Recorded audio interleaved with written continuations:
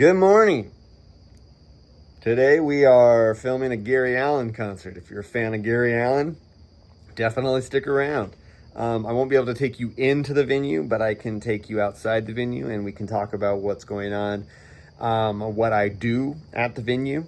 The sun is very much in my eyes. It's not as pleasant as it was the other day. It's definitely a spotlight right now. Whew, let me move. So yeah, we got a country concert, and so today is my camera operation job. The job where I'm in the pit, shooting awesome stuff, getting great shots, and yeah, that's really what goes on today, because I go in at 10:30, it's 7:30 right now, I go in at 10:30, and I'm gonna be there till after 10:30 p.m. Most of that day is gonna be doing nothing. I just have to be there, just in case they need me, just in case something happens. But we do a load in the morning. Once it's loaded in, once the stagehands and their tour crew get the stage set up, then my team comes in and we set up cameras. And then once that's done, we kind of wait around till dinner time, which usually when Gary Allan comes through, we get barbecue. But if not, we'll go to the buffet. So those are the things you got looking forward to for me to talk about today. And let's get into it. And today's video is going to go much later into my evening, because I will get on and start talking to you like at 11:30 tonight to kind of give you a recap of the show, recap of how the show went, how I felt about my camera shots, how I felt about the direction, how I felt about the way we did things. And so yeah, you're going to get a little bit of a sneak into my evening routine and what I do there. So that if you're down, come along. Morning chats with the parents scored me some biscuits and gravy. So it's a whole country type of day. Biscuits and gravy is definitely a country meal. I mean, I'm not a country fan, but the majority of what we film at Hard Rock is country acts. So I am very in the country world. I've done so many country acts. Clint Black, Travis Tritt, Trace Adkins, Gary Allan, the list goes on. Mostly those 90s guys, 80s, 90s guys, because that's the demographic that our crowd is. The people who are that age, who have disposable income to spend in the casino. And the Gary Allan crowd apparently spends a lot of money in the casino. So he always comes back. This is like my 4th time to do him.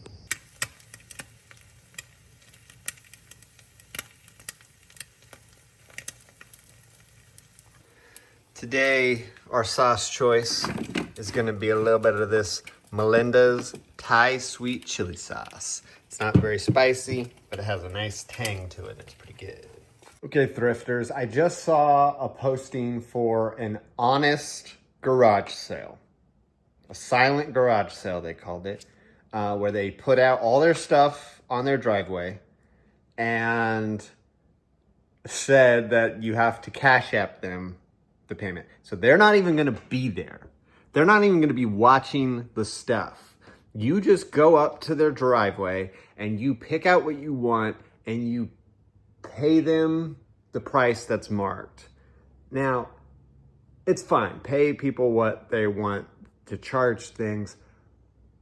But at that point, you're being so lazy about your garage sale. It's a garage sale. The stuff is already supposed to be the most discounted thing. The least you could do is sit in your garage. We're also there to make deals. If it's a $10 item, we would like to get it for $7. You know how it's how garage sales tend to work. So the fact that you just are going to throw stuff out on your driveway, I don't know how I feel about it. I mean, I know as a thrift booth, as a vintage booth owner, I price things and there's no negotiations. You walk up to the booth and I'm not there manning it, but we do have a storefront. We do have employees at the Vintage Mall. They do keep that place looking very nice, and they will process your order. They will charge the sales tax. They will do all the right things to make it a legitimate business. So there's that side of it. Then there's this new apparent wave of, I'm not even going to attempt to try to sell things myself. I'm just going to throw it out on the curb and hope the good, honest people of the world pay me for my stuff. At that point, just donate it. Just take it to Goodwill and donate it. Because that's what you're doing. I guarantee you there will be some people who honor your system. There are good people out there, yes. I would likely do it. If I walked up to your garage sale and you weren't there and you had this system and there was something there I wanted and the price was right, I most likely would buy it and I would give you the money, okay? So I'm not gonna walk away unless the item says it's free. I'm not gonna walk away without paying you. But the overwhelming majority of people, if there's no consequences, because it's literally sitting out on your curb, they're gonna take it. They're just gonna take the thing and move on. And maybe you're fine with that. Maybe that's kind of part of the deal. It's like, yeah, if I get stolen from, I get stolen from. I was gonna donate it anyway. Maybe I try to make a few bucks in the process. But if you're gonna try to make a few bucks, put a little effort in, is my opinion. I have to do all sorts of stuff to make my booth what my booth is. And if you're just pulling stuff out of your house and throwing some price tags on it and then walking away from it and hoping people are going to pay you for doing that, I feel like you're going to get stolen from a lot more than you're going to get paid for. But let me know in the comments, what do you think? We have arrived at Hard Rock Live. Pulling into the employee gate now. Looks like we got a semi. Ain't gonna be that bad of a day. Be a pretty quick load in. Pull myself into a spot. Stagehands are all up there ready to go. And it's all mine.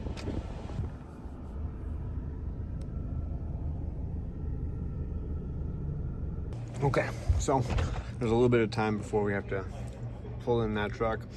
They're measuring the stage right now, and they give us snacks, so I'm enjoying a Nature Valley peanut butter and dark chocolate granola up in the crow's nest. And we're gonna get rocking and rolling here a little bit, and stay tuned because I have some stuff to talk about yesterday's video, and about weed use and marijuana use. I had a friend reach out to me about yesterday's video about that topic, and I want to just make some clarifications and get into that a little bit more, so we will do that today. Show is loaded in and it's time to chill until they get the stage set up so we can go in and do cameras. So my job during load in is I run the lift, and I'm at the bottom of the lift, so I have to call like clear to make sure no one's around the lift for safety.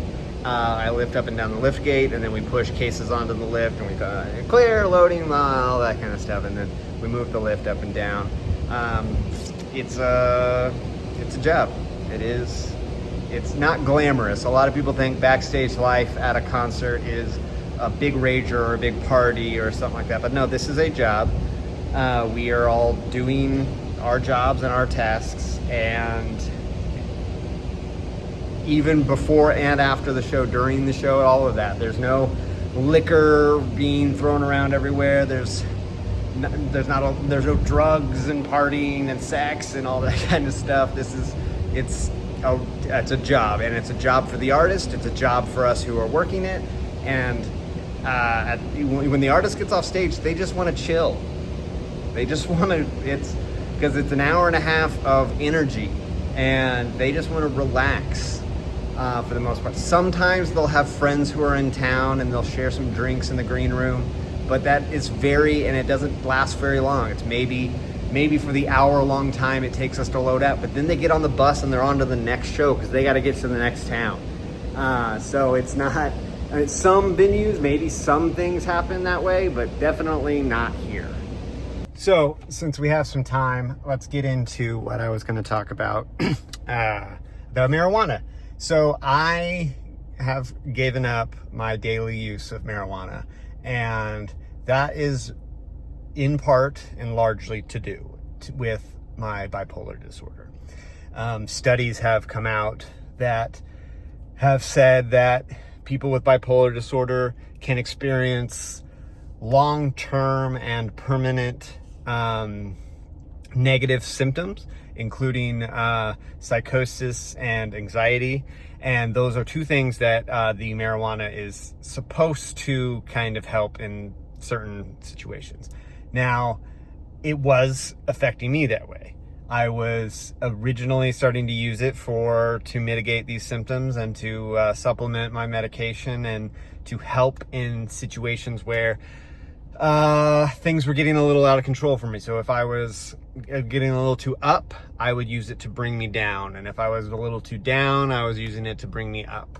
Sativa, indica, whatever it was, I was trying to use those things in those methods. What had ended up happening was I got into a habit, and that habit was I would use it every day, and I would use it when there was nothing to do, and I would use it to just for something, not really even to use it. And then it started to affect the way my brain was actually operating. And there were times that psychosis would set in because I was using marijuana. Now, I have a medical marijuana license. I'm in the state of Oklahoma where it's legal medically here. That is not to say, my situation is not to say that somebody else can't benefit from the use of medical marijuana. For instance, my friend, she benefits from the use of medical marijuana. She would benefit more if it was federally legal, so that she could use it in more situations, but that is a different story. She was one of the proponents of getting it legalized here in the state, and I can understand part of her thing when I posted yesterday is she kind of felt like maybe in her process there wasn't enough education for people like me, and maybe I had used without that kind of knowledge. And I understand that. I myself did not educate myself well enough on the topic of marijuana use and bipolar disorder when I first got diagnosed 4.5 years ago. I just jumped in with it, assuming that it was going to be a miracle drug for me to use. It turned out to be something that I just ended up using recreationally as well as medically, and that is where, for me, it became a problem. But other people do benefit from it. So if you are one of those people who benefits from it and it is not causing you issues, then I would say use it in your prescribed dosage. Don't overuse it. Don't abuse it. It's the same sentiment I gave yesterday when I said you can have a drink of alcohol, but don't have 12. You can get on social media, but don't spend all day on it. It's just like I am going to maintain my license because I would still like the ability to use it in times that I feel like I may need it. But it's the prolonged use of it. It's the daily use of it that, for me and for people with bipolar disorder, it could be a negative thing. So if you are someone living with bipolar disorder and you are using marijuana to supplement your medication and to bring you into and to help with your mood stabilization, I would just suggest that you do some more research. Don't take my word for it.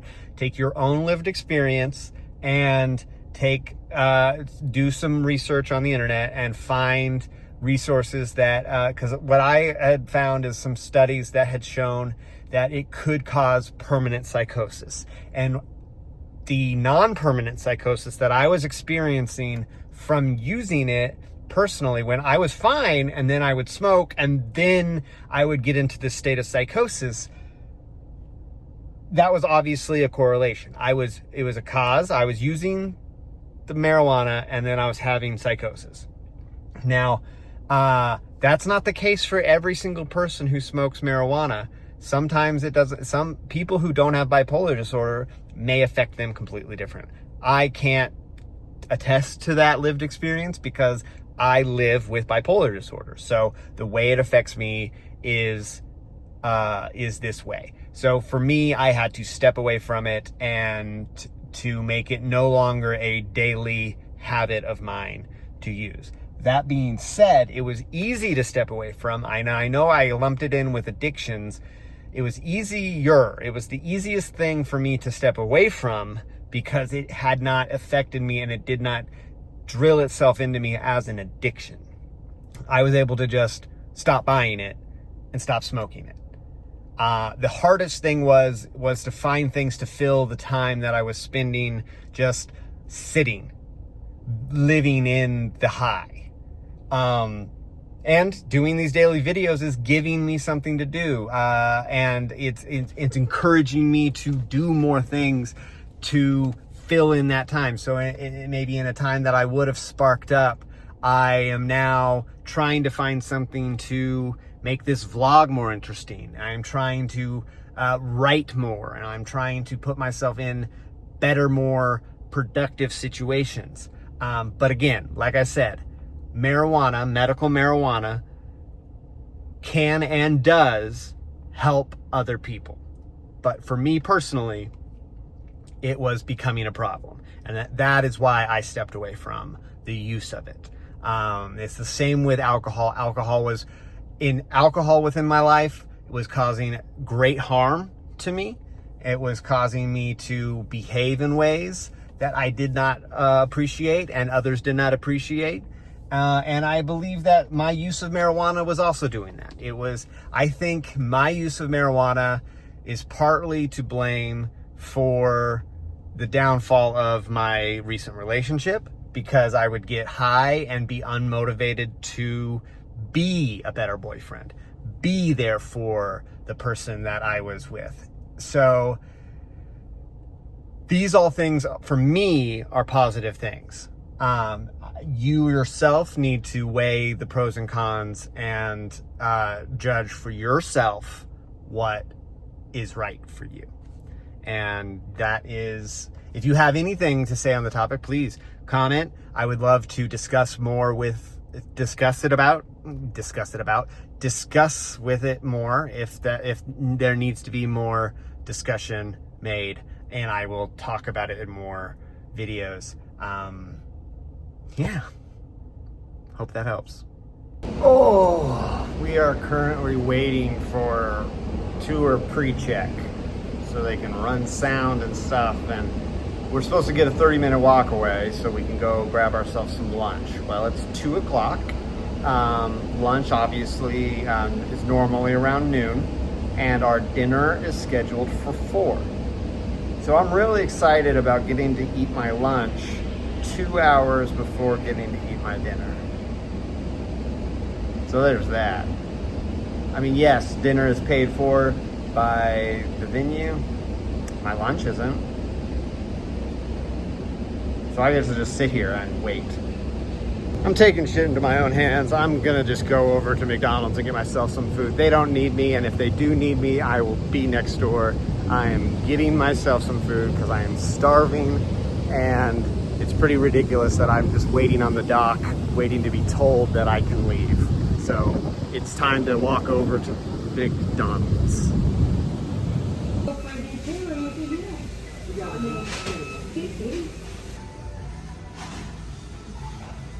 All right, McDonald's in my belly. I feel a lot happier. I mean, not necessarily that it was McDonald's, but that I have food in my belly, and I made my own walkaway happen. So, yeah. And they gave me an extra size drink, and I didn't even have to pay for it. I'm gonna take a nap until they decide that I am needed. They're on the dock right now talking, but I don't know what that means. They have been testing sound for about 2 to 3 hours. This steel guitar player honestly needs to stop.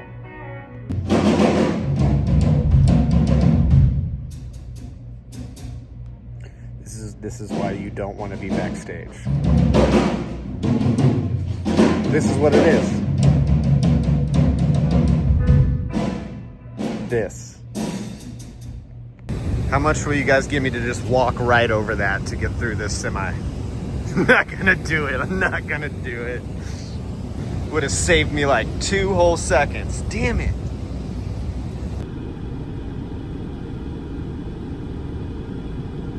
It's still an hour and a half until the show. I've just been sitting in my car watching YouTube and contemplating life.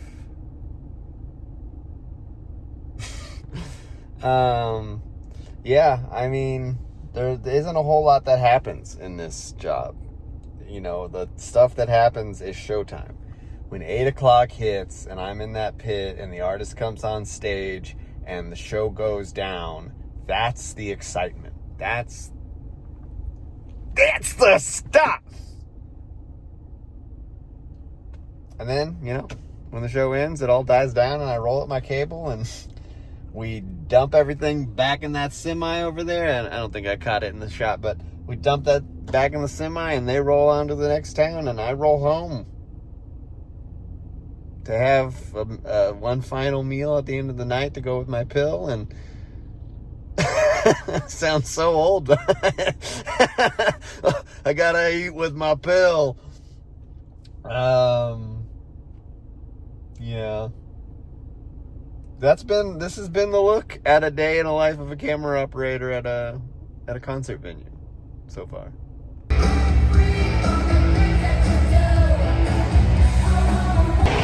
Woo! Successful show. That one was good. I'm feeling good about it. Got a free t-shirt. Feeling good. It was exciting. There was a lot of energy. I'll talk about it more when we get home. Make a little coffee. This is how I make my iced coffee. I got a big old pitcher and pour some coffee grounds in there and just let it brew. Then we'll take this soap to the refrigerator. We'll just stick that in for the night. And it'll brew overnight. Okay, so let's talk about the show real quick and then I'm gonna have a little snack and go to bed. It was a great show. I'm not necessarily a Gary Allan fan or a country fan or anything like that, but I really felt like I was on my game and my whole team, the whole video team, we were on our game. Just working together. I'm in the pit. I got comms in my ear. I got my director telling me things that are going on. I can hear what he's telling the robot operator to do. So we're kind of working in tandem of I'm setting up a shot, she's setting up a shot. You know, we're all setting up shots, you know, and I'm over there out there looking and searching, finding, you know, different shots and all that kind of thing. And it's really nice when you have an artist who's energetic and they move and they change things up. When they just stand there all night, it really gets hard on the videographer on the camera operator to come up with things to keep it interesting and keep it fresh. So it's not just shoot them from this side. Now shoot them from that side. Now shoot them from the front. Now shoot them tight. Now shoot them wide. Now shoot them tight again. You know? So we didn't get barbecue. That was something that changed about this time around, but we did get shirts. Gary Allan's team did give us all shirts, so I got a Gary Allan shirt. I'll probably wear that around the house. You'll probably see me wear it in these videos when I'm wearing it around the house. It's black on black shirt with a black Gary Allan logo. So it fits right in with my normal, some of my normal attire. Yeah, it was a good night, guys. And I think we're gonna wrap the video up and leave it there. We'll talk more shows because every show's different. So if you're interested in hearing more about my life at Hard Rock and stuff like that, then stick around because we'll be doing it. Bye.